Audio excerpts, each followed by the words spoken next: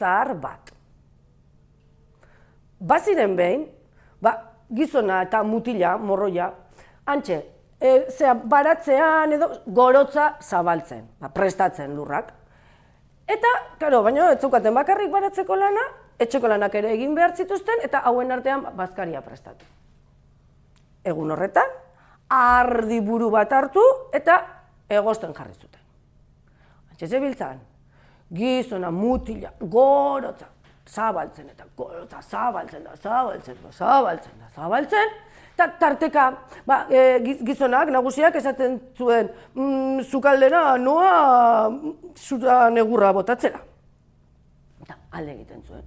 Sukaldean sartu eta egurrak botako zitu, baina hartu ikusten zuen ardia burua lapikoan, engain zati bat hartu, eta jan egiten zuen. Eta berriro bueltan, eta lanean, gorotza zabaltzen. Eta handik gutxira, banoa sukaldera zuari egurra botatzera. Titi, sukaldera joan, eta sartzezan bakoitzeko, ardiari, mingai pusketa bat hartu, eta jan. Mutila, susmo hartzen hasi zen. Nagusia etzan sukaldera zuai egurra botatzea. Beste zerbaitetara ere bazijoala pentsatzen zuen, baina ezin ziurtatu. Eta, balako batean, nagusia, sukaldera joan zen batean, mutikoa, lortu zuen ala nola, sukaldean sartzea iskutatzea, eta orduan ikusi zuen. Zer egiten zuen nagusiak? Ardiaren mingaina jan. Nagusia bueltatu zen gorotza zabaltzera, eta mutikoa gordun, bere gordelekutik irten, ardi burua zegoen lapikora gerturatu, eta hartu, bi begiak atera, eta jan egin zituen.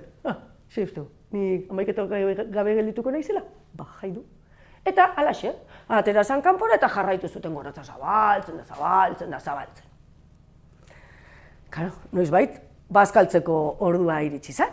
Tantxe jarri ziren mailaren inguruan, atera zuten lapikoa, eta lapikotik ardizar burua, jarri mailaren erdian, eta nagusiak hori ikusita, ardizar mukizu, zure begiak non dituzu? Eta orduan, mutilak erantzun, ai nagusi, mingaina ematen badiozu, berak, esango dizu,